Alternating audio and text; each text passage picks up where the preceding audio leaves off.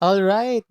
Welcome to another video lesson for the subject Empowerment Technology. This is Sir Brian Asibuche, your teacher for Empowerment Technology ICT 11. And our discussion for today will focus on Microsoft PowerPoint. So I will also demonstrate on how to create a presentation or slides if ever you are going to create a report or maybe business related presentations. Okay, so let's start with my slide here. Okay, so what is Microsoft PowerPoint? So Microsoft PowerPoint is a powerful presentation software that helps you produce an effective presentation in the form of on-screen slides. So it provides hyperlinks and several animation styles such as entrance, emphasis, exit, and motion paths. Animation and hyperlinks are great tools in making a presentation more dynamic. Okay, so for sure, sa ibang mga subjects ninyo, you are going to report or do a presentation and you are allowed to create or you're required to create your presentation using a Microsoft uh, PowerPoint. And this video lesson will be a helpful guide to you so that you will be able to create your presentation. So I know na iba sa inyo marunong na gumawa ng PowerPoint presentations, and this will still help you to be reminded on how to format, how to create animations, transitions, and so on and so forth. Okay, so let me define first some of the terms, views, and functions in Microsoft PowerPoint. So first is slide. So what is a slide? This is a single page of a presentation. Collectively, a group of slides may be known as a slide deck. So kung ano po yung nakikita nyo po dito sa akin pong bandang kaliwa, ito pong na-under ng clipboards natin. Ito. Ayan. So this is a slide. So it's like kung ano yung monitor o kung ano yung naka-display sa screen. So you will see anything na naka-display dun sa screen dito po sa banda pong kaliwa ng inyo pong PowerPoint app, PowerPoint application. And then the design templates. But anyway, sa slides, so normally kapag nag-open kayo ng new Microsoft PowerPoint presentation, ang nakalagay dito isang slide lang. Okay, blank lang, tapos nakalagay doon click text. So para maganda, para mas makita ninyo, under po dito sa may home part ng ating pong menu, makikita nyo po yung new slide. So click nyo lang yan. So once you click this new slide, you can add slide to your presentation, and marami po siyang mga pwede pong ilagay. It can be title slide, title and content, section header, to content comparison, title only, or blank. And normally, by default, title slide po yung nakikita natin. Yeah, kagaya po nito. Title slide po yung nakikita natin sa atin pong pag-open ng bagong file. Pero you can still add another slide with different theme like this. If you want a title and content, ayan po ang kanyang itsura. If you want naman na merong content with caption, so ayan po yung kanya pong itsura. So you will just click this new slide and select kung ano pong theme yung gusto po ninyo sa slide po na yan. Okay? So that is the slide. Now, how about design templates? So these are the pre-designed graphic styles that you can apply to your slides. And makikita po natin yan under dito po sa may design menu. So just click this design and you will see a lot of design templates na pwede nyo pong gamitin. Ayan. So you will just hover your mouse para makita mo yung preview, and ayan. So it depends sa kung ano po yung inyo pong desire, and also kino-consider din ng madalas kung ano yung topic or yung content or context ng inyong pong presentation. So if it is business related, so make it sure na medyo mas formal yung inyong pong gagamitin slide. If you Anyway, may mga names naman ito eh, like this one. This one is for office theme. This one is for facade. This one is for gallery. We have integral. We have ion. This one is for ion boardroom. Pakita ko lang po ah. And this one is retrospect. This one is for slice. We also have wisp. We also have, what's this one? This is main event, like that. This one is for gallery. And so on and so forth. So, depending doon sa inyo pong need. So, let's say in my case, I will use itong isang to na natutuwa ako sa kanya. Okay. Kasi, ayan. So, once you click it, mag-take effect siya sa lahat ng inyo pong slides. And, you can still do the basic formatting operations na ginagawa natin sa Microsoft Word as well as MS Excel, yung mga previous na diniscuss natin. Like if you want to change the font, like this one, medyo lumabo yung color. So if you want to make it darker or black talaga, okay, so you can still do the basic formatting operations like that. O, di ba? And syempre, dahil medyo nag-iba yung ating screen, you can just adjust this para kumasya siya sa ano. Anyway, kaya ko lang naman ito pinakita sa inyo, ito pong mga text na ito, because these are some of the important terms that you might encounter in using Microsoft PowerPoint. So, para at least alam niyo. But anyway, when you're creating a PowerPoint presentation, make it sure na hindi masyadong maraming text. As much as possible, pwedeng term lang, and then isang general meaning or important definition po nung inyo pong term na yon, and then maybe you can add other multimedia elements such as images and animation and so on and so forth. Okay, so that is design template. So now I have my design template for this presentation. Ayan, dito rin sa home o sa kabila nag-iba oh. So para medyo bumagay liliitan ko pa ito, kukulayan ko ng ayan. So, para medyo pantay yung ating pong main title and the subtitle. Ayan. Alright. So, how about animation? Okay. So, this is a set of effects that can be applied to text or graphics within a slide. Okay. So, animation naman ang tawag po doon. So, let's say you want to add an animation using an object, from an object. Pag sinabing object, it can be the text like this one. So, anything na nakikita nyo sa PowerPoint presentation nyo, maliban sa background, of course, kung ano yung mga na-attach nyo dyan, such as text, images, videos, those are the objects na pwede mong lagyan ng animation. So, in this case, we have this text. Okay, so I want to add an animation. So, pwede natin gawin po dyan ay napunta muna tayo sa animation menu. Ayan. And you will see so much animation dito po. Okay. So, like this one. Oh. White.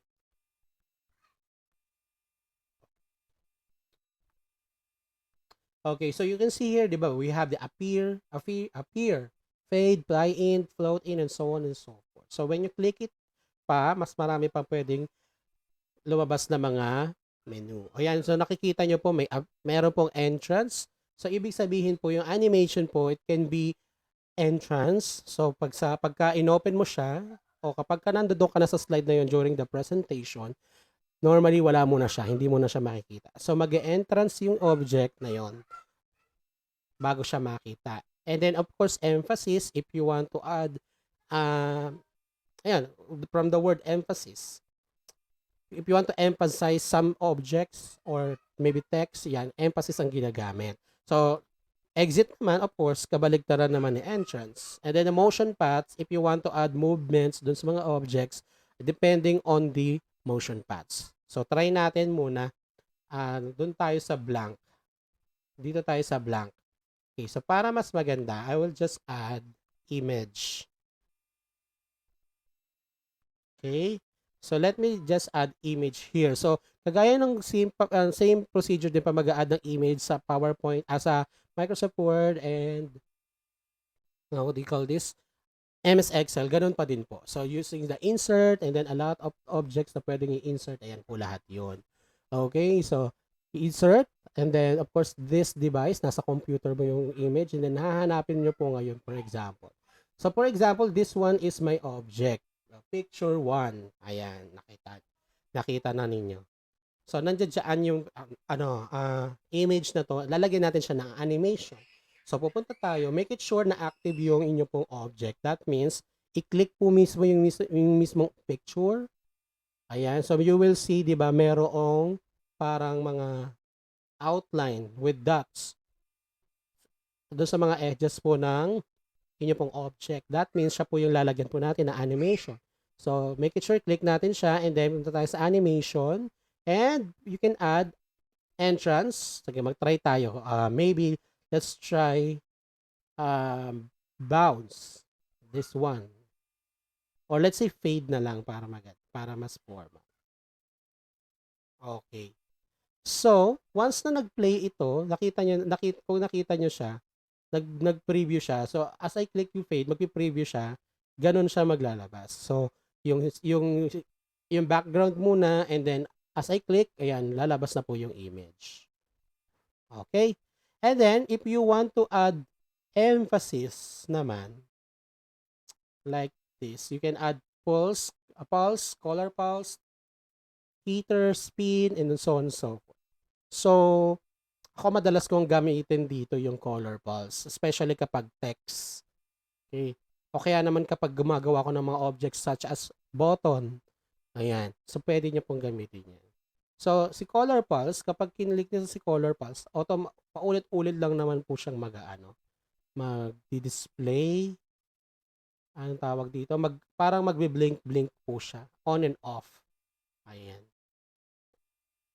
And, of course, exit naman kapag aalisin natin siya sa screen or the end of this slide.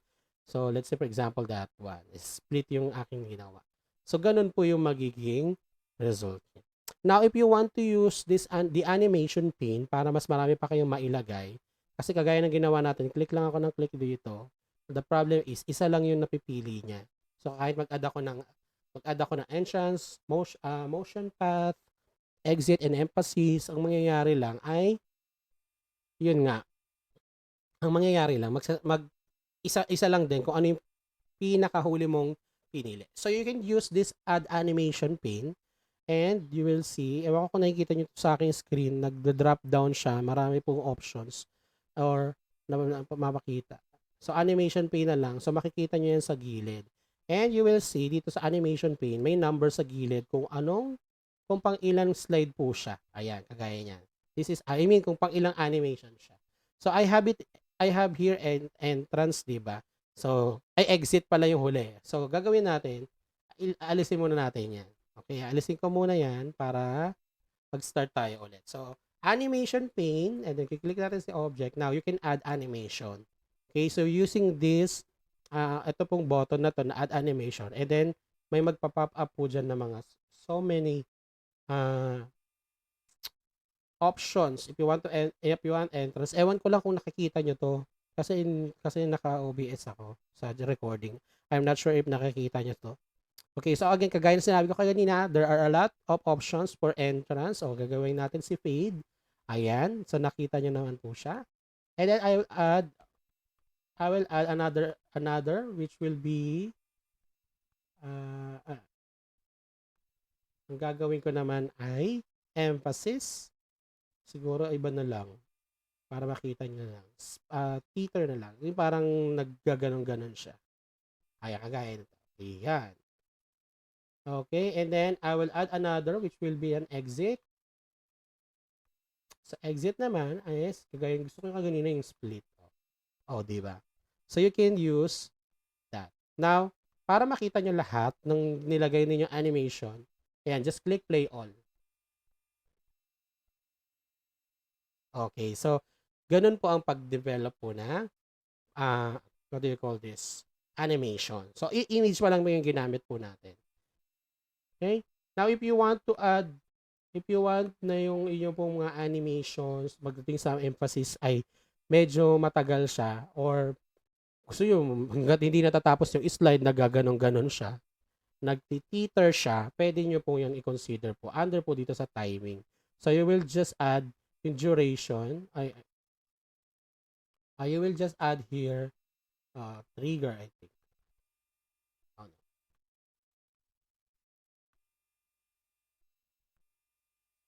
Ako, ang ginagawa ko ay, under na emphasis, nira-right click ko siya, and then makikita nyo po dyan yung timing or effects options. Sa effects options or timing, makikita nyo po dyan yung start, delay. Dito kasi sa taas, no, banda dito hindi nakikita. Ano lang po, start, duration at saka delay lang. Pero dito, meron siyang repeat. So, if you want to add repeat, yan, kagaya niya, until end of slide. So, click ko siya. And habang nandiyan siya, hindi niya matatapos na mag-teeter siya. Alright, so anyway, it depends kung ano po yung gusto ninyo.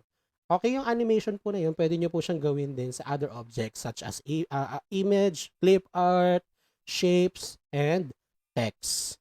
Okay? So how about transitions? Now, transitions are motion effects that add movement to your slide as you advance from one slide to another. Or when in slideshow view, kapag ka naka-slideshow view. So parang ito pong mga slides na nandito niya, once na nag-click ka ng next, there will be a transition effects na makikita natin kapag ka nagpalit tayo ng slide. So let's say for example, in this case, ito po yung slides po ay yung transitions po ay per slide po siya, nagte-take effect. So click natin si slide number 3 and punta tayo sa transition. I will show you. Ayan po, napakarami pong transition na pwede pong gawin. Okay? So, let's say for example, if you want curtains, ayan, para medyo parang ang dating niya ay ano tawag dito? Cinematic, di ba? Or if you want other effects such as honeycomb, ayan. So, you can add that. Or, what else? Try pa natin mamili para makita nyo iba. You can add flip like that. You can also add vortex. Pero wag naman laging puro vortex kasi parang puro kada slide, no? Of course, kapag gagawa ka ng presentation, presentable din yung yung the way you present it through transitions. So normally naman mga simple transitions lang ang ginagawa. Okay? And if you want to use random, ayan, may random option dyan. So every time na magra-run ka ng iyong presentation, kusa siyang mamimili para sa'yo. So marami po dito. And one of my favorite sa bagong PowerPoint versions, yung morphing. Ayan, papakita ko po sa inyo. So ang gusto ko siya sa morphing ay kapag halimbawa ito, ang gusto kong i-slide ay morph. So kiklik ko si morph. Ayan, makikita niyo po kung paano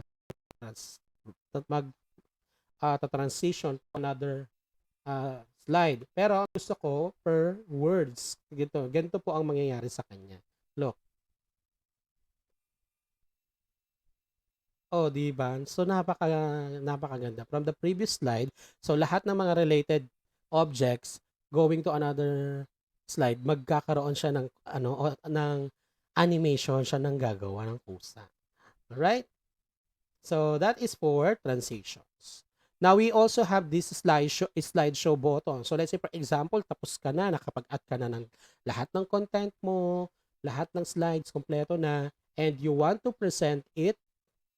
Okay, if you want to present it na, you will see dito po sa bandang ibaba, makikita nyo po dyan yung iba't iba pong mga views. Like this one, this is for normal, which is ito pong current na ginagamit ko. Okay, you can also see what is one? This is slide sorter. Ayan. This one naman is for reading view. Ayan, reading lang.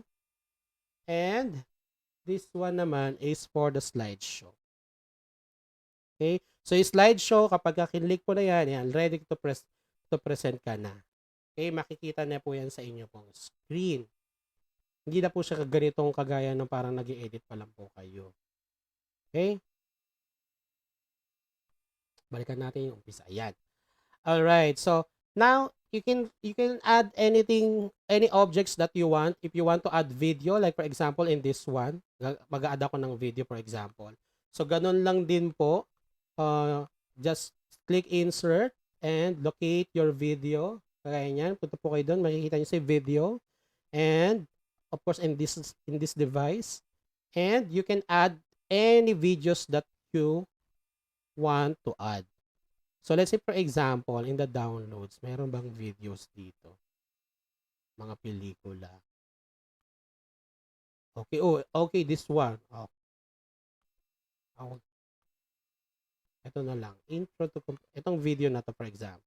And then, just click it, insert button, and then, automatically, makikita nyo na po yan sa inyo pong slide.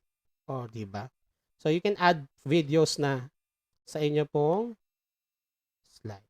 Okay, and to play it, you just click this, the play button. Alright. Alright, so diba? So, ganun lang po mag-add po ng videos. Again, you can still add other objects that are present in our menu. Yeah, insert. You can insert pictures, table, if you need, shapes, ganun din po.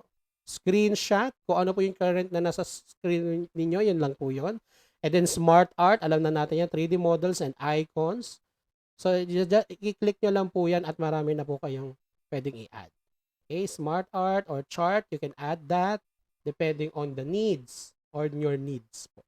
Okay, you can also add text box, header and footer, word art, date and time, slide number, object, equation, video, audio, and screen recording. Okay, maybe I will teach you other yung screen recording sa iba pong video lessons natin. Since this is not part of this lesson, I will create a video tutorial on how to record a video using your PowerPoint. Okay, or screen recording wherein kita din kayo. Kagaya ng ginagawa ko sa tutorial, nakikita ko sa ilalim. Okay? So, that is our topic for today. If you have questions regarding our topic today, don't hesitate to raise your questions because I am more than willing to help and assist you. Okay? So for our activity, answer activity number 6, which is you have to define parts of the PowerPoint. Okay? Okay, so sa mga sa module po ninyo, under po ng lesson 3. And you have to answer the other activities that are not yet answered. Hindi ko pa binigay, such as activity 7, which is generalization. You have to answer questions. How can Microsoft Word help you as a student? How can Microsoft Excel help you as a student, as well as Microsoft PowerPoint? So, answer that and send it to our Google Classroom. And now for our students, since we have these 4 parts rather, para po sa lesson 3, which is sinundan lang natin kung ano yung pattern na nasa module po ninyo.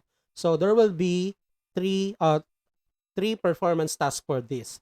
So, first is nabigay na natin yung Microsoft Word. And then, the second is yung Microsoft Excel, which is hindi ko pa nabibigay. And PowerPoint, pagsasabayin ko po silang ibigay. So, you just wait. Sa Google Classroom, makikita nyo po yung ating pong instructions on how to answer the activity or performance task for this one. Again these lessons po, hindi, kasi sa module ninyo, lesson 3 lang siya. Pero when you look at the curriculum guide, it's actually a different lesson. And hindi talaga siya kaya ng isang oras lang ituro lang yung different application na yan. Now, may question, kasi kagad nung nakaraan, may nagtanong sa akin, Sir, paano po yan? Naka-module lang po ako, wala po akong computer, wala po akong device. It is really needed talaga na sana ma-practice po ninyo yung activity natin na to using a desktop computer or laptop. Now, if you can use your smartphone, that's good. Pero kung hindi, wag po nating pilitin. Pero there are a lot of times naman meron naman tayong period na binibigay para mag-comply, 'di ba po? So, nawa hanapan niyo ng time kasi I cannot answer you na, "Sige, punta kayo sa computer shop." Kasi siyempre delikado, 'di ba? So, nasa sa inyo po ito. Okay? If you want to practice the lessons that I have given, you can go to you can make ways, 'di ba? Since you are not kids anymore, you are able to think logically and wisely. I hope you can find time to practice these skills that I am demonstrating right now. All right? So, I hope you learned something today. Again, if you have questions, don't hesitate to ask me because I am more than willing to help you. This is your teacher, Brian Asibuche, your teacher for ICT 11 Empowerment Technology. I will see you on the next video lesson. God bless you and goodbye.